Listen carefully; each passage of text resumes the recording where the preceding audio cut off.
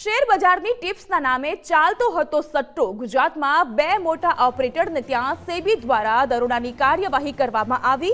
સુરત, અમદાવાદ, વડોદરા, રાજકોટમાં દરોડાનો ધમધમાટ। 100 જેટલા અલગ અલગ સ્થળ પર સેબી દ્વારા સર્ચ ઓપરેશનની કામગીરી, જેમાં 10ના શેર 100 રૂપિયા કરવાનો પર્દાફાશ થયો છે। રાજકોટમાંથી જોકે એક વ્યક્તિની અટકાયત પણ કરી લેવામાં આવી છે। સનફ્લાવર બ્રોકિંગના હર્ષ રાવલની અટકાયત કરી લેવાઈ છે। જંગલેશ્વરના એક યુવકની શોધખોળ હજુ પણ ચાલુ।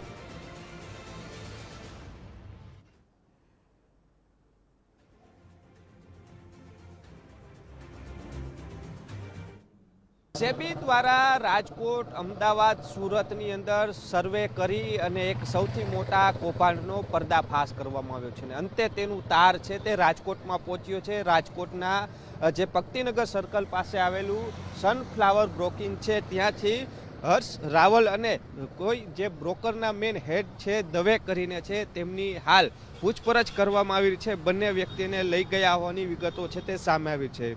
અમુક જે કંપનીઓ છે તે નક્કી કરી હોય છે તેના શેરના ભાવ સાવ ડાઉન હોય છે ત્યારે ખરીદી કરાવી લેવામાં આવે છે અને ત્યારબાદ એ શેર છે તે હાઈ સુધી પહોંચે ને ત્યારબાદ વેચાણ કરવાનું આખું આ કૌભાંડ છે કે જે કંપની સાથે ક્યાંક ને ક્યાંક ડાયરેક્ટ કનેક્ટ ધરાવતા હોય તે જ વ્યક્તિઓ છે આ પ્રકારનું કૌભાંડ આચરી શકતા હોય છે। તેના આધારે આખું જે આ સર્વેની જે કામગીરી સેબી છે તેને એક સર્વેની કામગીરી રાખવામાં આવી હતી। લોકોના જે કામગીરી ઉપર વોચ રાખવામાં આવી હતી, અંતે તેનો છેડો છે તે રાજકોટ પહોંચ્યો છે। હર્ષ રાવલ નામના વ્યક્તિને તેના ઘરેથી જ ઉપાડી જવામાં આવ્યો હતો ને ત્યારબાદ જે તપાસ કરવામાં આવી છે, કરોડો રૂપિયાની જે લેવડ દેવડ છે તે રાજકોટના જંગલેશ્વર વિસ્તારમાં રહેતા એક વ્યક્તિના એકાઉન્ટમાંથી આ લેવડ દેવડ છે તે કરવામાં આવી છે।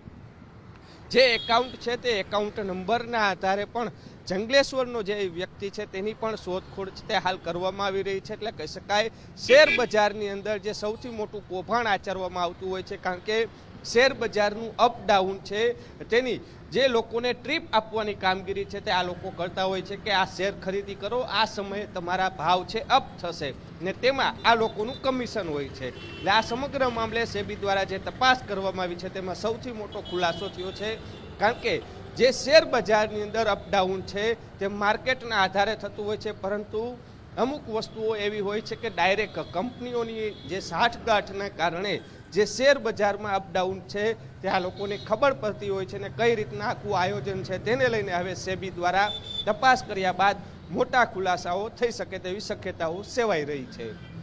કેમેરા પર્સન કિશોર વાડોલિયા સાથે રહીમ લાખાણી, ગુજરાત ફર્સ્ટ, રાજકોટ।